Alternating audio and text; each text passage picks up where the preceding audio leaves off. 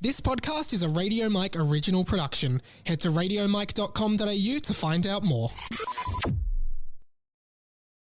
G'day guys, welcome back to Mike Talks. Radio Mike here as always, and Mike Talks is the sometimes Friday edition of my podcast 20th Century Boy, where I interview guests that I sometimes do when I sometimes have time, and at the moment I do, and so does this guy. His name is Brendan Dando, better known as Just Dando, and I really love this chat. Dando is such an awesome guy. If you are not familiar with Dando, he is responsible for the podcast empire that is the Four Finger Discount Network. It all started about 6 years ago when Dando set up a Simpsons related podcast called Four Finger Discount that now has had over 4 million listeners and a Simpsons themed Facebook page with like hundreds of thousands of likes.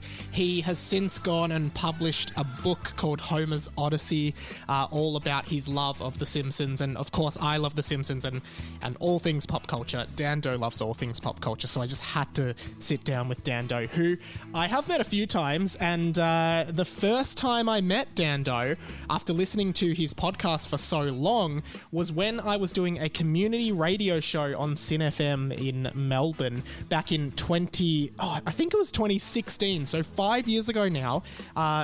Me and my co-host Tom invited Dando and his co-host at the time, Mitch, onto our show, and those guys drove all the way to Melbourne from Geelong just to come on our community radio show for an interview. And I just honestly remember thinking then that, like, that was such an awesome thing for those two guys to do, and it was just so great, and I had such a good time doing that show, so I'll always remember that. And I am really glad to have another recording here with Dando 5 years later and sort of talking about where we're both at and where we think pop culture is going and all of those things. You can support this show. Go to radiomike.com.au. Check out all my other stuff. I do a bunch of podcasts if you're new.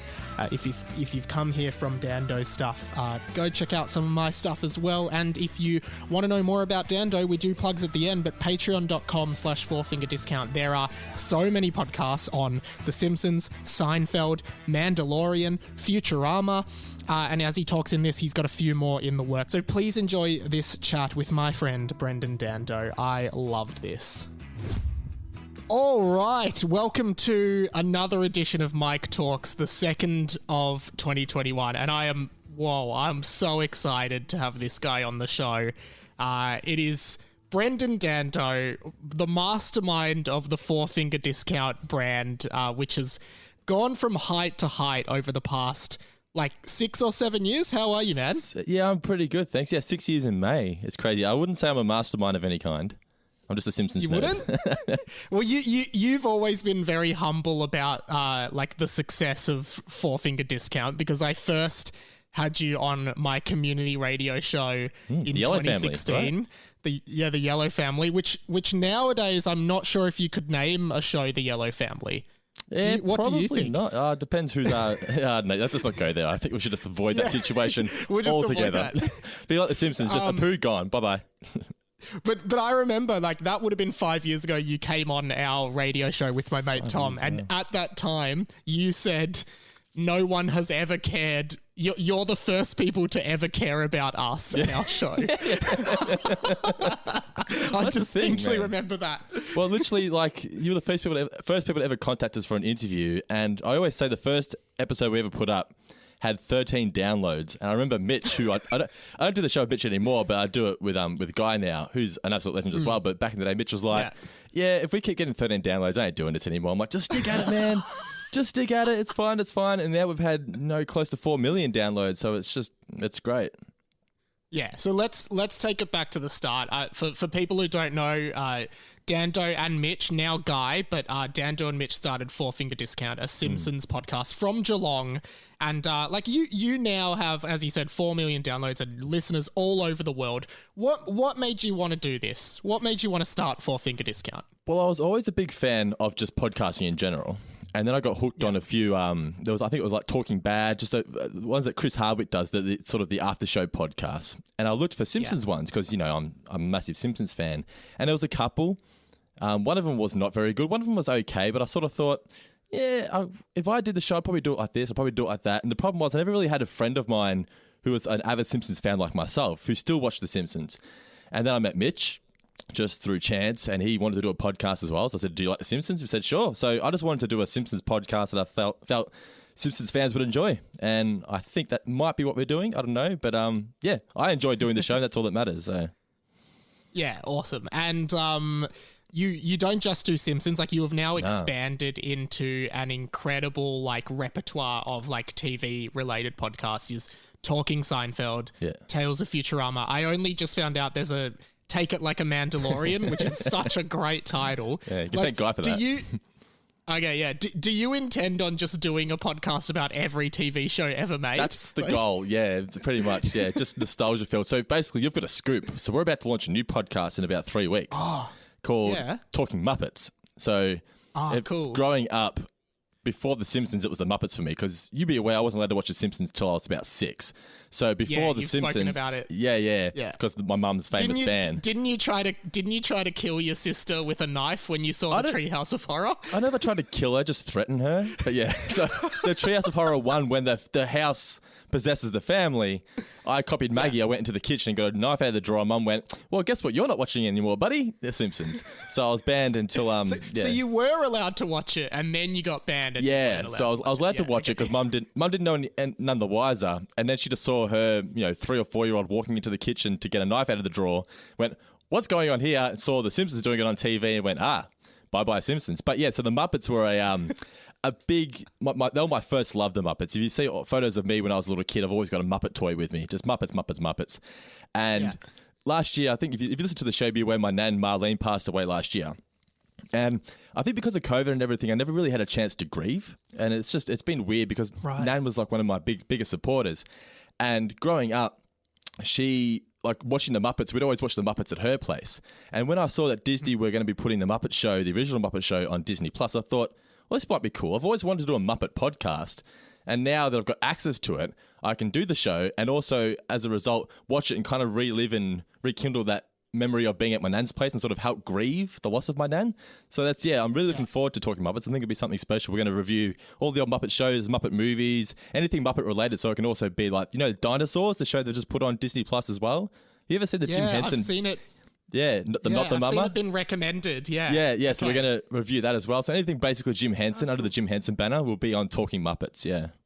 Oh, great, man. I think that's really, really cool what you said, because I think that speaks to a lot of the ethos of what even Four Finger Discount was about, which was like, The Simpsons is such this treasured thing that we all loved from our youth, but it just remains relevant and continues developing into adulthood. And I've always loved that about The Simpsons and, of course, Futurama as well. So I think, that's really... I really loved what you just said about that. I think that's great about the Muppets, and I'm looking forward to... I haven't seen the Muppets, so I might do a watch along and then listen to the pod while watching. Yeah, because anyway, you're obviously a pop culture nut, and I've it's very clear if people are watching the video version of this, that's an Iron Giant statue in the background, right? Yeah, the Brad Bird Iron Giant, which is really his cool. Head. So if you touch his little head there, I'm not sure if you can see it. Yeah, but you can't really see it. His eyes light up. If you touch his eyes light up. So I have to try and make sure Elliot, my little kid, doesn't get anywhere near this desk, because when we do the Nerd Daddy channel, he sits on the desk. So I'm constantly in the back of my mind going, "Don't knock over the statue." But, What do you reckon was your, like, I'm sure The Simpsons fits into this, but what, like, tell me about your history of like pop culture. What did you like Muppets, obviously, Simpsons, but like, what are your memories growing up of loving different pop culture artifacts? Well, I remember Muppets were the first thing I can remember. That's my earliest memory, Muppets. I was mad on Muppets. And then I think because of the Muppets, I saw Star Wars Empire Strikes Back on TV and saw Yoda. And I went, he looks like a Muppet. And I think that's where my love of Star Wars generated. And I've got an uncle named Uncle Darren who, he's a massive geek like myself. And I think I just sort of spent a lot of time with him, and he was just like the older brother I never had, basically, you know what I mean? And he just got me into all the different Star Wars. And then because I was banned from watching The Simpsons, I've said, I think once I was allowed to watch it, I just went nuts on it because I wasn't allowed to watch it for 6 years and just became like a hardcore fan. But I used to collect things like the Tarzos and the Pogs. Just when I was a kid, I loved collecting things. I think that's where my love of pop culture came, just collecting stuff. Yeah, Tarzos and Pogs, yeah. I was going back listening to some of your earlier podcasts this week, and I just listened to the Bart sells his soul one. Okay. Remember Alf? He's back in Park form. Yeah. That's the thing about The Simpsons is there's so many of the older episodes now. They're just so quotable still today. They're still so relevant, you know? Yeah. What are your thoughts on like The Simpsons now? Because I don't think I don't watch even old episodes of The Simpsons very much now, right? Like, and not that I don't want to, it's just like a time thing. Like I prefer to watch something new, but I still have all these memories of them. And then I feel like there's this culture of re-experiencing classic things like The Simpsons through like your podcast or memes or like remix culture and creating new ways of consuming these old things without having to just sit there and watch the 20 minutes. Like, what do you think about that? Well, I just think that the reason I started Full Finger Discount was because of that, because I felt like The Simpsons were still alive, but it was more so through meme form. Like people weren't really sort of watching the episodes anymore, like you said, because it sort of feels like a chore now to have to go out of your way to sit down and watch something where you can just sort of flick through memes. But I sort of thought I wanted to start this show because there's something about sitting down and actually watching something from your childhood. It sort of rekindles those memories. Every time I watch an episode, I feel like every episode of The Simpsons, I've got a memory of watching it, whether it be with my younger sister or with my old man, that kind of thing. I think it's really important. I saw a meme actually the other day where people it's sort of therapeutic because people who have anxiety like to re-watch shows because they know how it's going to end. And they won't start a new show of the fear of not knowing where it's going to go. So I think maybe I have slight anxiety and I'm like, well, I know this has a happy ending. I'll just watch this show. Yeah. Unless you're watching like the one with Homer's mum or something like that. Oh, yeah. Just stop it before it ends, yes. Yeah. What's one of your favourite Simpsons endings? You personally? Oh, great question, man. I mean, and Maggie Makes 3 is such a good one with the reveal at the end. Particularly now that I'm a father, yeah. Oh yeah, I bet, and I want to ask you a bit about that later. But also, like, I think it's always been the jerkers for me have always been Futurama, like Jurassic Park with the dog and Luck of the Irish, which I just think is such an incredible episode of any television series. But yeah, Simpsons wise, and Maggie Makes 3 is really good. My one of my favorite episodes, two of my favorite episodes outside of the Golden Age are Behind the Laughter, which I just think is genius. Funny. I didn't I've seen a lot of the later episodes when I was a kid, like Behind the Laughter. I didn't really get it when I was younger. I didn't understand what they were going for. But going back and we did the review about a season or so ago, and man, it was one of my favorite episodes. It was so funny. Yeah. I reckon that episode, it's the last step of season 11 of The Simpsons, and it's just bang, bang, bang. Like almost every line is a joke, and even those like cutaways where it's like coming up after the break, I thought the cop was a prostitute. Like just all, all of those things, and then so I love that. I love the satire in that episode and the meta, like fourth wall breaking aspect of it, and then. One that I've always held really close to my heart is Barding Over, which is the one with Tony Hawk and Blink-182. Yep. I think I just think Tony Hawk just does such a great job in that episode. And that was when Tony Hawk was still like, he was like the thing at the time, you know what I mean? Yeah. Growing up for me, it was like Michael Jordan was like the big one. I'm surprised they never really got Michael Jordan on The Simpsons. That would have been cool. But yeah, Tony Hawk. Especially during Space Jam and stuff. Yeah. Do you know Space Jam 2 was supposed to be Skate Jam with Tony Hawk? Are you serious? Yeah, that would have been rad, eh? Skate Jam would have been awesome, but I don't know if Tony Hawk can act. Can Michael Jordan act though? Yeah. I don't think it matters. But I thought Barding Over was good, and I love the bit where Blink-182 are playing, and he's just like, "Hey, Blink-182, turn it up," and they're just like, "We have individual names as well." It's the epitome of like 2002, isn't it? Blink-182 and Tony Hawk. Yeah, exactly. Just that skate punk kind of culture that was really cool. What about you? Do you have any favorite Simpsons eps outside of the Golden Age? One that I really liked, because we just finished season 12 and we just did our top 10 episodes of season 12, And one that I completely forgotten about it's called Worst Episode Ever, ironically. It's not the worst episode ever. It's the one where Bart and Milhouse are running the comic book shop whilst comic book guy falls in love with Agnes. That caught me off guard, how much I really enjoyed that. And I was really disappointed that the relationship with Agnes and comic book guy ended at the end of that episode because they were just such smarmy smartasses to people around them. I was like, you're like my spirit people. You know what I mean? Like, just sitting there judging people. Don't they like? Isn't there like an adults only section of the comic book store or Bart something finds like that? it. They have a little tussle and they fall through the wall and find it, and they start letting kids come in for like $5 a piece. Yeah, it's great. It's a really good episode. What have you found now moving into like season 12, which again is outside of the golden age, which I always do in inverted commas? Like, what have you found? Because you go to like, say, seasons 4 to 8 and it's just like banger after banger. Like there's almost no bad episodes. And then even bad is good. 12, seasons like 11 through to where, 30 or 31, wherever it's up to, everyone sort of just tends to hate. What have you found just rewatching every episode? What are your thoughts? I'm not going to lie, I was a little nervous once we sort of left that season 10 era. I sort of thought, are people going to still want to listen? And the listenership's still going up, thank God. But yeah, great. I remember I stopped watching The Simpsons around about season 12 religiously. I used to watch it every time it was coming out, new episode. And we got to season 12 and, the next week's episode is going to be about this. And I went, I don't actually even remember watching that one, so I think it's been good because it's sort of like a chance to go back and revisit these episodes where at the time we mightn't have thought they were very good, but I reckon it was only about 3 to maybe 5, maybe only about 3 episodes that were pretty bad in season 12. The rest are really good. I was really surprised by how much I enjoyed season 12. When people say that the golden era end in like season 9, I can see your point, but there's still some really great writing after that. I think about season 16, 17 is when it sort of goes off the rails a little bit, but that's because they were overworked because of the Simpsons movie at the same time. So just wearing themselves a bit thin.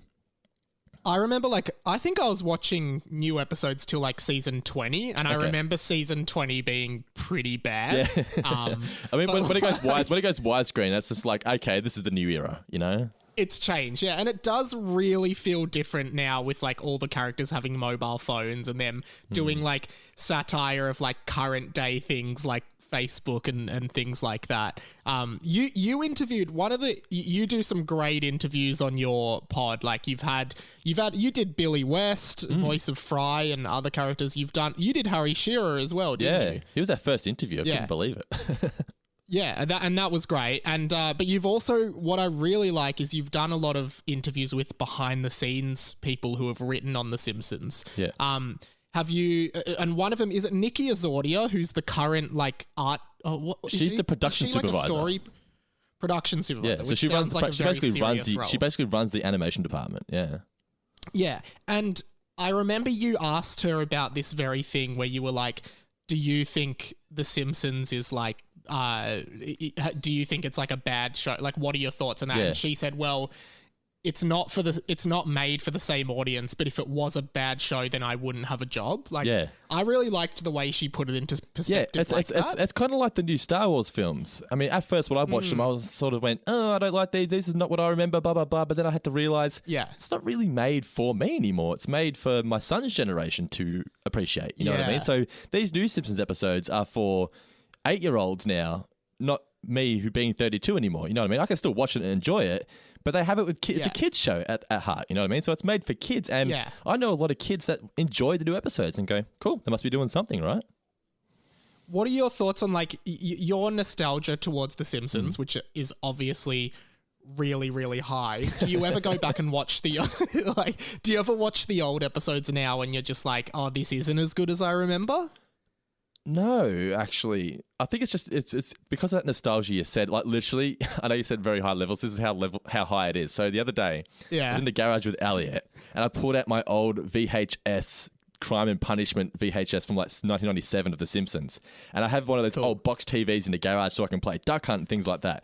So I was literally watching an episode from 97 on an old box TV. I was like, this is about as my childhood as it can possibly get. And I don't know how we did it back in the day. Those TVs, man, they give you headaches and everything. But the old episodes, I don't think there's many that I go back and watch and go, this isn't very good. No, I think those first 8 or so seasons are just some of the best television you'll ever see. Yeah, I forgot one of my other favorite endings from before, which is the ending to it's a Millhouse Divided. The Yes. Can I Borrow a Feeling? yeah. When I'll be back. Probably. like not a heartwarming ending or anything, just No. a really funny ending because it goes the opposite way to how you think it is. Like you think that Luann's going to be like, all right, Kirk, I'll take you back. But she's just Exactly. like, no, I'm not taking you back. Like, just because you came in here and sang a song to me, it does not mean that all our problems have changed. Where if this was Full House, she would have. You know what I mean? Yeah. But So what I will say though is we've been revisiting the first season again, Guy and I. Yeah. I completely forgot they tackle things like suicide and depression so early in the series. I mean, Lisa, she's 8 years old, and there's the episode, I think it's episode 6, Moaning Lisa. Everyone should watch that episode. It is incredible. Not the way. What happens in that one? So that's where Lisa is just sad, and everyone's sort of laughing at her, and it's still relevant today, where people are still trying to work out and understand, anxiety and depression, and like Marge has a spiel at the end where she goes, "If you want to be sad, you be sad, and we'll still be here for you." You know what I mean? It's still so relevant today. Like I said, Moaning Lisa. If there's ever an episode to go check out from season 1, it's that one. I could not have rated it higher. I thought it was so great. It's the one where she meets Bleeding Gums Murphy for the first time. That's, right. Because season 1 always does feel like another show, sort of. Like, it's just this weird, like extended the shorts. animation's really crude. Yeah, and like, I feel like it would be good to go back and watch season 1 in general. I have to curveball, and this show, this is called Mike Talk, so it's all about just curveballs and stuff, right? It should be called Mike Curveballs. But you mentioned Duck Hunt before, which is a really niche reference to the Super Nintendo game that you play with a light gun. I'm assuming your love of pop culture expands outside of cartoons and TV shows and probably goes into games. Can you talk about a little bit about your history playing games? Well, it's funny, but I don't play games anymore. I mean, I stopped at like the PlayStation 3. Man, your whole life is just living in the past. Your whole life. It's like, I do a Simpsons podcast. I play Duck Hunt. Yeah. I'm like, people miss things. How can I monetize this? Weren't you like responsible for managing like the revival of Cheese TV? I run the Facebook page. Yeah. That's your whole life. I'm not saying it's a bad thing. It's just your whole life is like, what did people like in the past? And what people don't like their life now. What do they like when they were kids? Okay, let's tap into that. Yeah. But don't you think that speaks? I'm sorry, I'm curveballing again. Don't you think that speaks wonders about? Because even Hollywood's doing that now. Yeah. Like look at like Bill and Ted 3, the Star Wars, even like everything is just a nostalgia. Vinyl thing now. even making a comeback. Yeah, exactly. Yeah. Like, what are your thoughts on pop culture being? And we will get back to games. What are your thoughts on movies and stuff just capitalizing on stuff from the past? It depends on what it is. Like, for example, I'm not huge on the Disney live action movies. I didn't mind the Aladdin one, but it's just like, all right, we're doing Mulan, we're doing all the other ones now. I'm just like, do we really need to do all that? But hey, they make like $1 billion each, so they obviously work. But I think they come. We're at a point now. We're sort of at a crossroads where it goes, are we doing it too much now? Where's the creativity gone? Because I understand if you're in Hollywood though, and you just want to make a quick buck, if the story's already there, you don't have to write something new. Then why wouldn't you just take that road? But I think there is something though. There will come a point where people will just get sick of nostalgia. I know it just South Park's kind of mocked that a bit as well. I'm not sure if you watch the new South Park. I haven't seen it, but they are a show that has managed to stay relevant because of the way it's made, obviously. But that show is just I think South Park is almost up there with The Simpsons in that it's been on the air for 20 seasons now. I think it's season 20, 21. I think it started like 97, 98, and it's still one of the funniest shows on television. And it's so cutting edge in its satire because of how fast they turn it around. Like The Simpsons and like Family Guy and stuff were never really able to do the same level of topical satire because they take so long to do. Have you by any chance read the book or watched the film Ready Player One? I've seen the film. I've seen the film. Yes. Yeah. Okay. So the book. In my opinion, the book is much better than the film, but like you might have really liked the film because the Iron Giant is in Ready Player One. Yeah. But the whole concept of that book / film is like essentially what we're talking about. Like, it's just littered with nostalgic pop culture references, and that's the whole premise of it.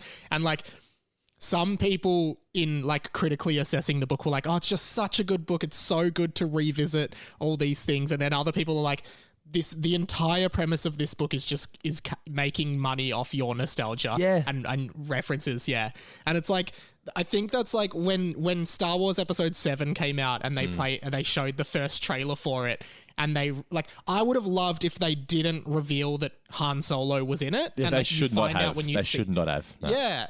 Yeah, but like, I guess that whole thing was like, how do we make sure people come to this? And like, put Han in the trailer. But like, it would have been so much better. Yeah, it would have been so much better if you just see Han in the movie when you see it, and you're like, oh, cool. But yeah, they kind of ruined it. That's why I feel like they've learnt their lessons from those 3 films though. Like those 3 films, they've happened. Let's just move on. You know, whatever. We don't have to go revisit them ever again. But I think they've learnt their lessons because if you watch The Mandalorian, it's clear they've learnt things like that. Like, oh, can we spoil things on this or should we not?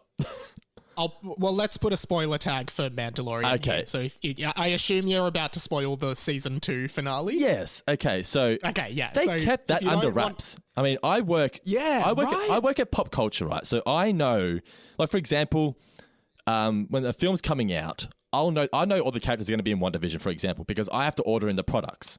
Right, so I have to do numbers on things. That sucks, man. So we have to sort of say, yep, we're not going to reveal anything, but we'll sign a thing to say, yep, we won't reveal anything. But when it came to Mandalorian, right, there was not one mention of Baby Yoda.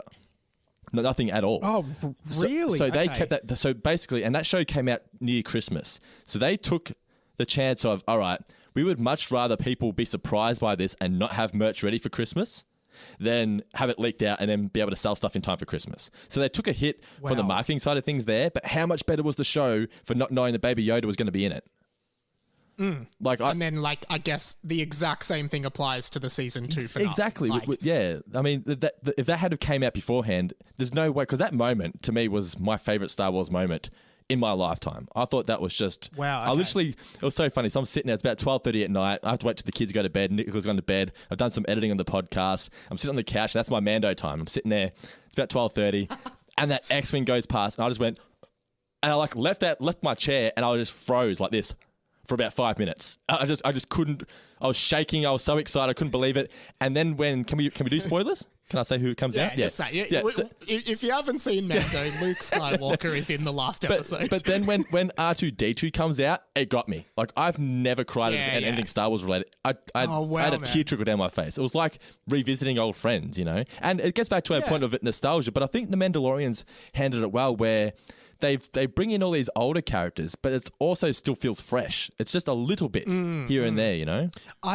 I've said I really like that because it's like Mando really feels like it's its own thing that happens to be happening in the Star Wars universe. It's not like, I don't know, it's not like I really didn't like Solo, a Star Wars story. Okay. Because I didn't really like it, and it just felt like I don't know. I just feel like Mando, and I'm hoping all the other TV series are similar in that, they just feel like this is a story that it's not to do with the Skywalkers. It just happens in the Star Wars world, which is a great world to kind of be in.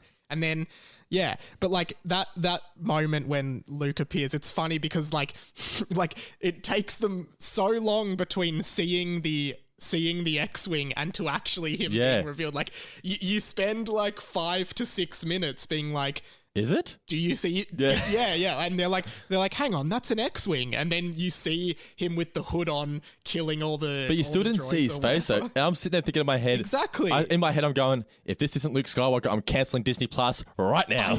Right? Like, so that's the thing. You kind of like... The whole time you're like, it can't not be him. But they keep it... They tease it till the last possible moment, which I really like. I also love the score of Mandalorian. I can't remember the guy's name, but it's fantastic. I've got the complete season 1 on vinyl. It's so good.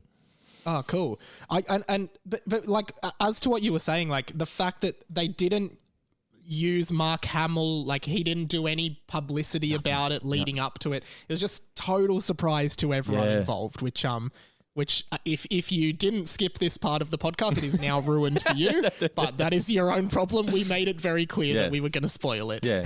Sorry. No, were you you going to say continue. something? You continue, sir. More curveballs. I was going to go. Yeah, more curveballs. Bang. I was going to go back to finally come back to Duck Hunt and video games. If you want to go back to that, Yeah, let's do it. But I'm happy for you to curveball, man. No. If you ever want to throw one out there, I will at some swing point. it back. So Duck Hunt, what do you want to know? The economy is down. I don't know.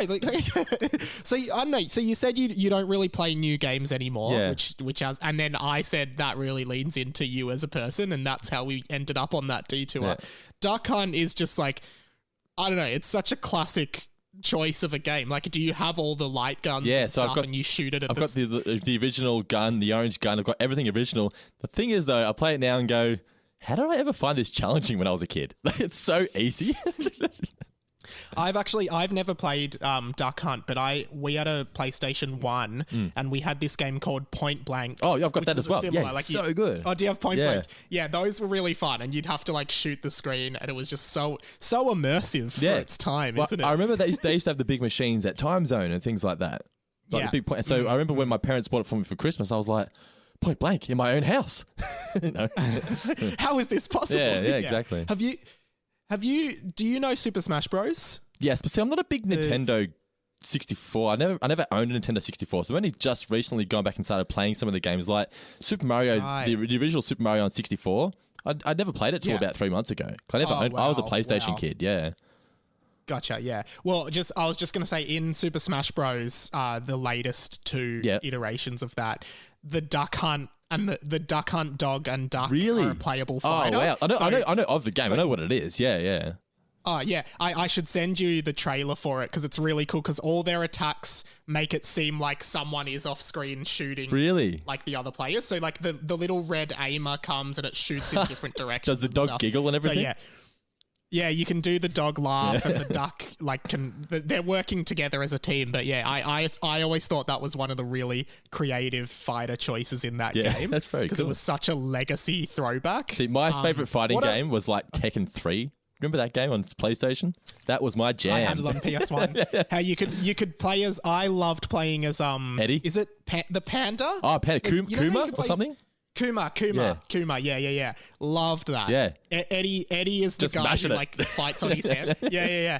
And then like Heihachi and all those guys. He was the scary one. Yeah. But apparently, if you clocked the arcade mode with I think the bear, you got a little orange dinosaur called Gon. Yeah. And he used to fart. I got Gon. Do you remember he used to fart all the time?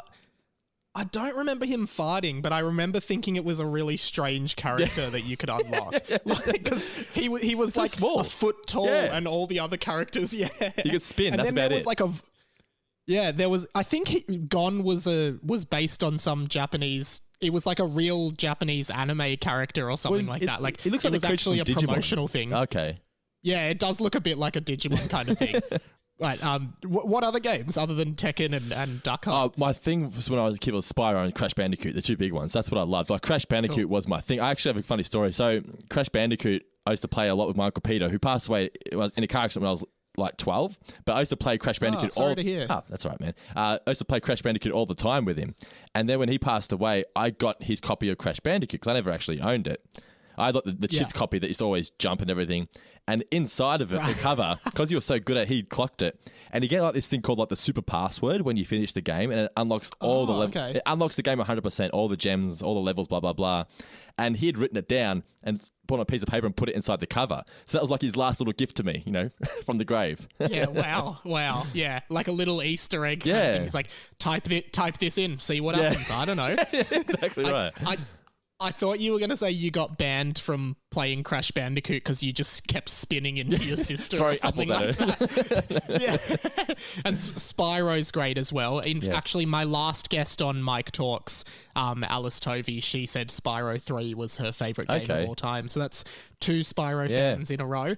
Have you played the new Crash Bandicoot or the remakes? I bought a PlayStation 4 just so I could play the revamped Crash Bandicoot. Yeah, and how did you find it? I thought they did a really good job. It just felt like the original. The jumping mechanism's a little bit different. It just took a little bit of getting used to, but I thought all in all they did a fantastic job. Same with Spyro, except I sort of felt Spyro is a lot more boring than Crash Bandicoot. It's just a lot of running around and headbutting things, you know? Yeah.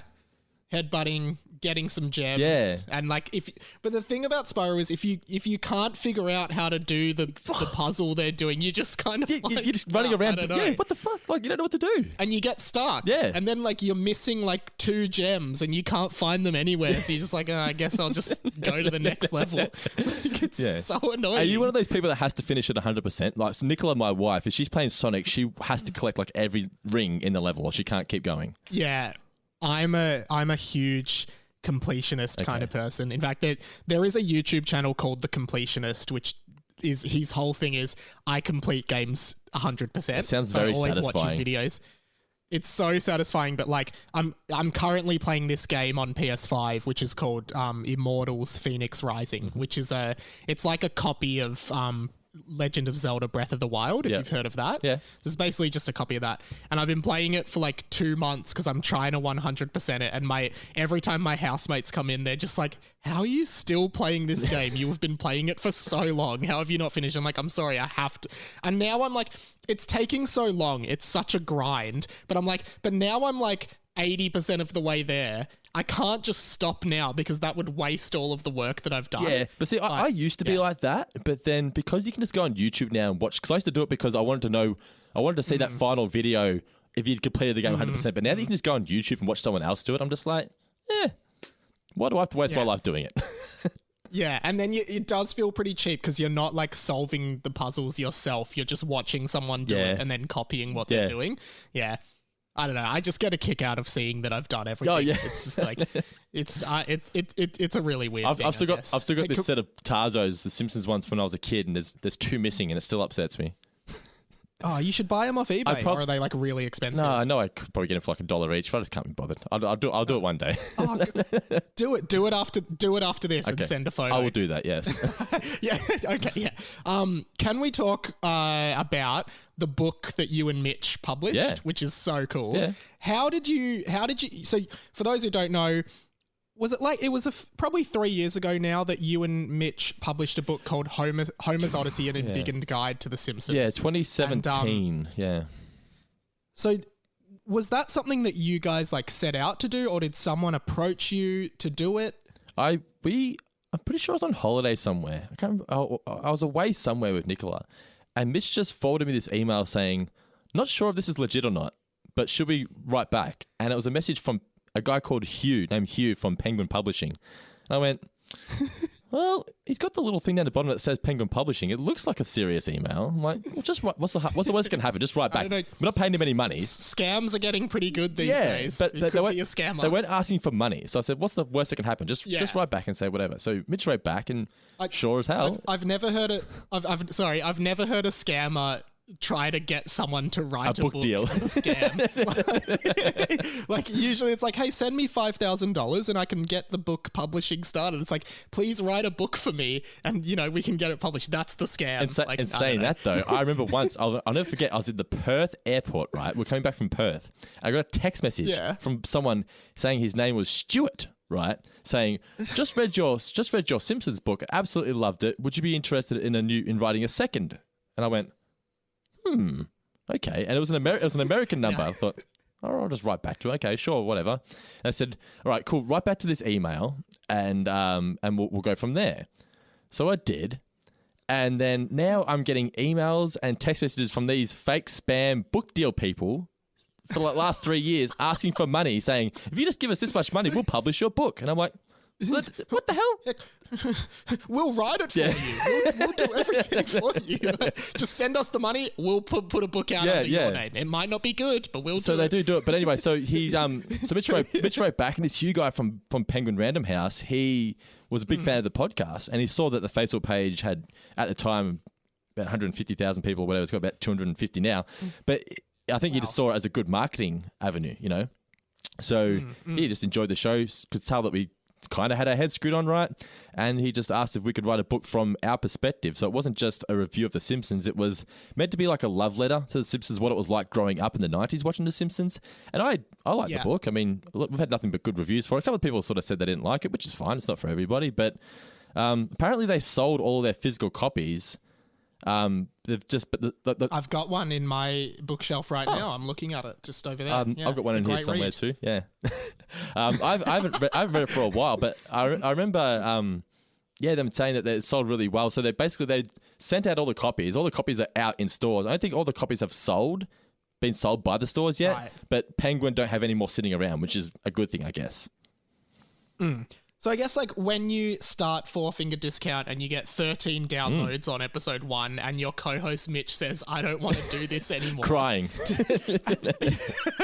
at that point, are you like, nah, just keep going. We're going to do a book one day, I swear. Like, could you have ever foreseen that you would be a published author about like a fan Simpsons guy? I forget sometimes. Like I literally will go through a Dimmick sometimes and just see my name on a book and go, oh yeah.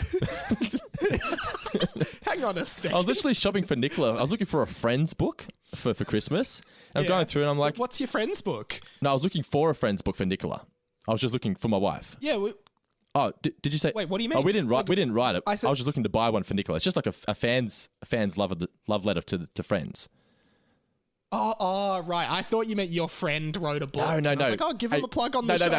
A Friends TV show book, yes. So I'm in the TV show section. I went, the Simpsons donut. Pulled it out and went, that's my book. That's amazing. You've forgotten that you wrote a book. But that's not to be arrogant, though. I just forget these things. No. Yeah. And so, obviously, I remember, like, missing the episode of your pod where Mitch announced that he was leaving. Oh, yeah. Because I just remember listening to an episode and Mitch was like, yeah, as I announced a few weeks ago, this will be my last episode on the show, which was pretty sad because, like, for long-time listeners of your show, it, like, the Dando and Mitch, like, you guys had a great chemistry. In fact, here's a funny story for you that you might like. When we... at the start of 2020, when we were going into the third year of the Hamish and Andy podcast, I might have told you this before, I'm not sure, but we have this little team meeting where everyone talks about, you know, what they want the podcast to look like in 2020, and then Andy does this little questionnaire, and it's like, what podcasts are you liking at the moment? and this guy Dave Cameron, I don't know if you know much about Hamish and Andy, but Grumpy Dave this guy Dave Cameron. Yeah, so Dave Cameron was in the meeting, and I was like, oh, you know, I really like, one of my favorite podcasts is this podcast called Four Finger Discount. It's these two guys from Geelong, Dando and Mitch, and they just do a Simpsons podcast where they review Simpsons episodes, like just in order. Episode by episode. They review them, and then Grumpy Dave, like, who's, you know, in charge of content across the entire company, is like, oh, that's a pretty interesting concept. Like, it was like he just had never thought of the idea of a TV show related podcast, and then Hamish was like, oh, there you go, Mike, Dave wants Dando and Mitch, get him in. And it was just like, yeah. So, like, you've been pitched in a Hamish and Andy meeting. Well, actually, I would take you up on that offer. So, Can I just ask you? So, yeah, I'm like jealous of like the success that you've had because, and you've earned it because you work hard, right? But I mean, I remember. Oh man, well, I'm likewise jealous of your success, but thank you. That's really cool. I don't have success in the sense that it's my job. I mean, we have subscribers and stuff, but you've managed to turn it into a career. So I applaud you for that. But it's just like, you must pinch yourself sometimes when, like, literally the panelist for Hamish and Andy. Well, I mean, yeah, I guess so. Like, it is kind of the same as you, I suppose. Like, how you said, like, you know, sometimes I see my book and I'm like, oh yeah, I wrote a book. Like, it's kind of weird at times where I'm just like, oh, I guess now, because, like, I loved Hamish and Andy probably as much as I loved The Simpsons growing up, right? Like, that was, like, my thing. And now I'm, like, working on the show and, like, I pitch ideas and they get on air sometimes. And then people come up to me and say what you've just said. And I'm just like, oh yeah, like, I guess this is just my life. Like, I guess that this is my life. Like, I don't know. Thank you. That's really nice. But for me, it's sort of the same as you. You just kind of forget because you're so in it. Yeah. But yeah, man, I appreciate that. What actually is your role for them?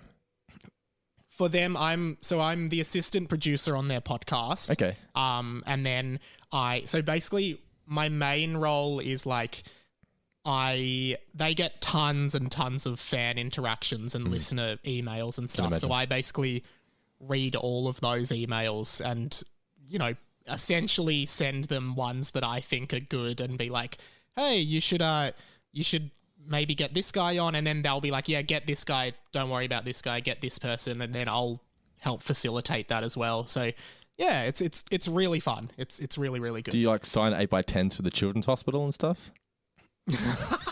No. Hamish?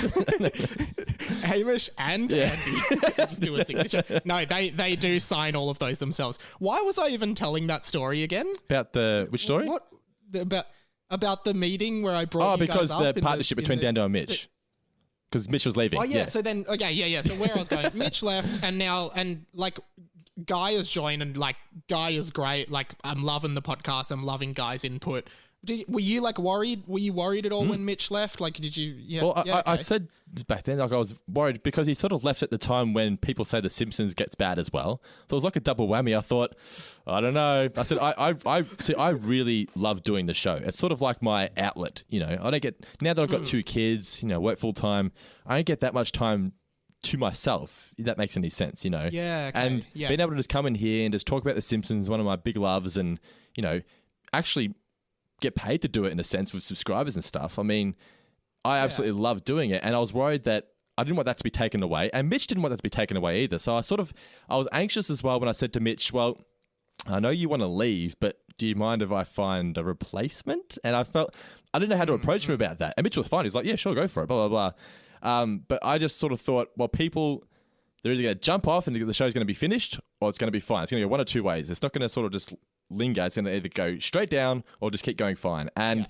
thankfully, Guy's wealth of knowledge when it comes, because Guy Davis, who does the show now, for your listeners, he used to be the movie reviewer for things like The Age and the Geelong Addy, and his father is iconic Geelong footballer Bob Davis, who, if you follow AFL football, you'll know who Bob Davis is. And yes, but because he's been in the movie review business for the last 30 plus years, he knows literally everything there is to know about movies and TV shows. So it's great going back, because what we're doing now is we're going back to the first episode, and every second week now is going to be a classic review from the first 10 seasons. When Guy wasn't on the show, and he's able to sort of explain references that even Mitch and myself didn't get at the time. You know, it's really great. Yeah, and it's been really good. Obviously, you do Talking Seinfeld with Guy, and then Tales of Futurama is with Mitch. Yeah. Which I'm not sure if I can say this, but you said you're doing another bunch of episodes of the Futurama one with Mitch soon. Yeah. So basically, that's going to start again as of next week. So we took basically with 2020. Yeah, cool. Mitch just wanted to get away for a while. You know, just take a break. You know, been podcasting flat out every single week for 5 years. He needed a rest. Yeah. So we took a break from the Tales of Futurama, but we did a review of The Simpsons last week with Mitch on board, and as of next week, Tales of Futurama is going to be returning on a bi-weekly basis. Yeah, great. Do you have like 10 more minutes? Because I just got a couple more things I want to ask you. As long as you want, dude. The kids are out there, so I'd want to stay in here. Yeah. So on the notion of the kids, and I like, you know, I'm 26 now, so you're so old, man. Sometimes I think about whether like marriage and kids are a part of my future and whatnot, and you know, I'm not sure whether they are, but I guess I wonder. How do you? Because your son Elliot he must be 4 years old at least by now. He's 3 in July. So he's two and a half ish. 3 in July. Okay. So I guess he's probably still too young for you to be showing him and him understanding Simpsons or anything like that. But do you? He knows. Think about he doesn't understand that? the jokes, but he likes watching it, and he knows all the character names. So I just did an unboxing because I do the Nerd Daddy YouTube channel with him. Have you seen Nerd Daddy? I have. I really like it. And what I love about it is you sometimes seem more excited about the toys you're unboxing than Elliot, and I love that. It's so good. So basically, check out Nerd Daddy as well. It's just I just get stuff from work and we just unbox them, and it's just something. Basically, the reason I did it was I wanted a channel where I started when he was a baby. And as each video goes, he gets a little bit older and older and older, and so viewers can sort of watch him grow up with the show. And eventually, I'll just give the channel to him. You know what I mean? But like the recent one we did was all the latest Simpsons pop vinyls, the Funko Pop vinyls, and he knows all the character names. You know, because he watches the Simpsons with me. Cool. Yeah. Yeah, great. So do you because sometimes I think for me, a big one is Harry Potter. Like I love Harry Potter. It's one of my childhood things. And I think if I ever had kids, and I showed them Harry, because basically what I'm trying to say is whenever I think of stuff my dad tries to show to me that he liked when he was young, I'm always just like, I know where you're going. Yeah, this sucks. Yeah. So like, are you worried that basically, like, I'm like, if I showed my hypothetical kids Harry Potter, are they going to think it's this lame wizard thing my dad likes? Like, do you think Elliot or your new daughter as well, do you think they're going to think that The Simpsons and Seinfeld are really lame? Well, I think I showed Elliot Star Wars a little bit too early because I put Star Wars on and he went, no Star Wars. And I was like, you are not my son. But I thought, nah, you've just gone a little bit too early. But now, I don't know what happened, but I think because I got him some toys from work, I basically forced it onto him. Like, this is Yoda, this is R2-D2, and now he knows all the main characters. And now he loves the Lego version of Star Wars. It's on Disney Plus. But he loves Star Wars now. But Incredibles and Cars, my God, man, just those little cars, he loves Pixar. Oh, anything Pixar, just loves it. They eat it up. It's crazy how, like, when I was a kid, I loved Toy Story. Like, I loved Toy Story. I watched it every night in bed. I had the VHS tape. And Elliot now, 26 years later, he is obsessed with Toy Story. It's amazing how those Pixar films just never die. They're timeless, yeah. Well, this is the big thing that I usually end all the chats with. Now I'm nervous. I actually think this is going to be really hard for you. So, like, that's just a warning. So, here is the question. What is one movie, album, book, and for you, video game that you think everybody should watch, read, play, or listen to in their lifetime? Oh, man. So one of each. So movie, TV show. I know it's very hard. So we won't say Simpsons because that's the easy one. What age demo are we talking about? Does it have to be a kid's show? No, because I always just put it to people as like, it doesn't even have to be your favorite. It's just one that you think everyone should watch. So any demographic for any reason. Movie, the original Star Wars. Episode 4. Episode 4. I mean, episode 5 is my favorite, but episode 4 is more appealing to people of all ages and everyone. TV show. And why do you say Star Wars? I think Star Wars is something that it's just the classic story of good versus evil. Has a feel-good ending. There's no sort of blood and gore in it, except there's still action. So it's something that you can watch with the kids as well. Cool. I just think it just captivates the imagination. I love things that are creative, and Star Wars was just came out of nowhere. It was just so different, and that's what I admire about Star Wars. So Star Wars: A New Hope. TV show.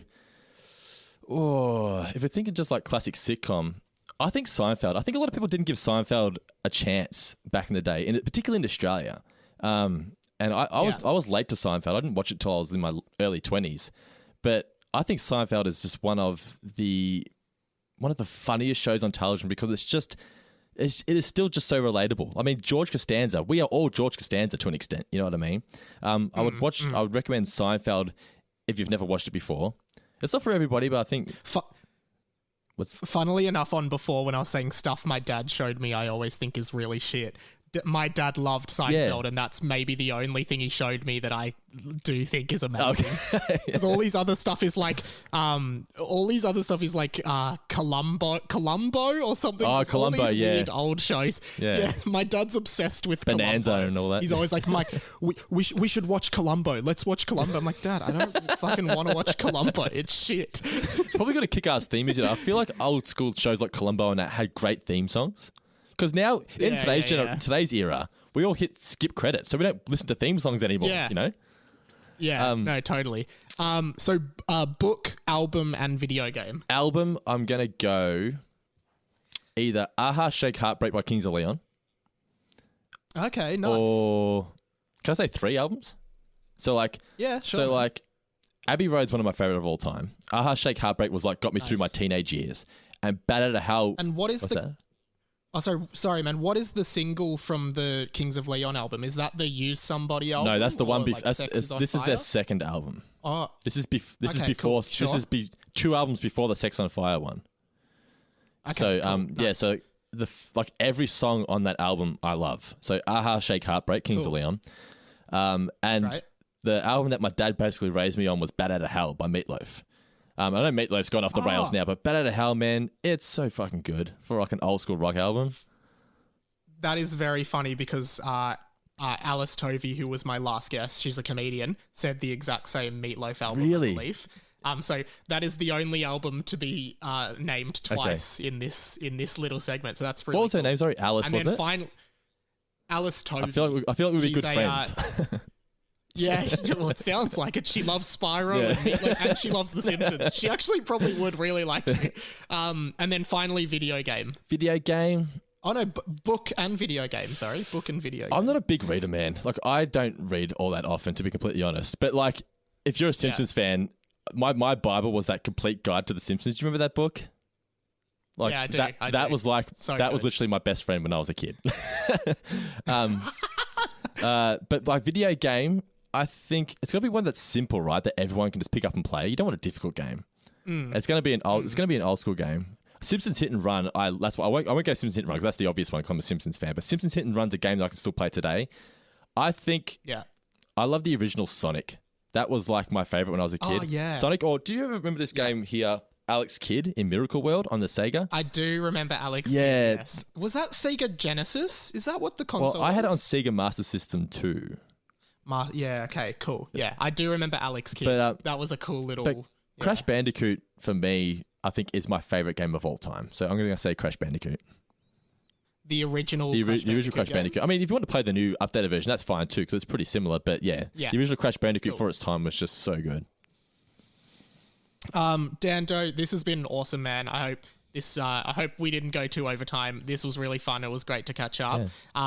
Can we please plug all Four Finger Discount podcast? Because you maybe do as many podcasts as me, mate.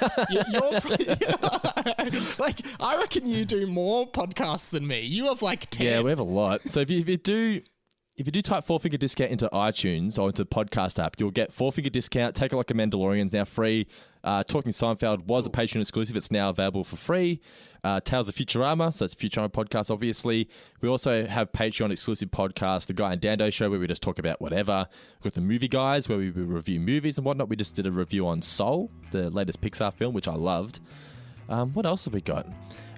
We have Talking Muppets coming up. And I'm about to launch the Friends podcast with my wife, Nicola, which should be interesting. Oh, so yeah, cool. the One About Friends Yeah, podcast. Yeah.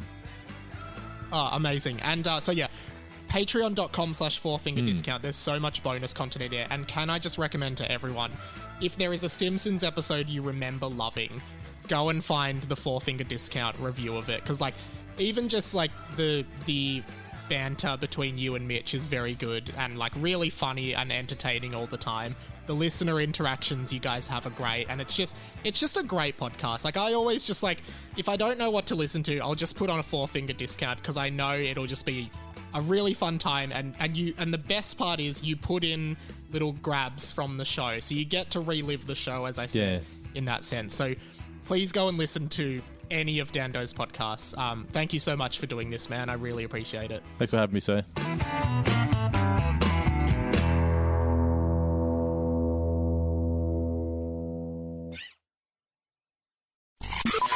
This podcast was a Radio Mike original production. Head to radiomike.com.au to check out all our other content, stay up to date at radio.mike on Instagram, and get in touch, radiomikepod@gmail.com.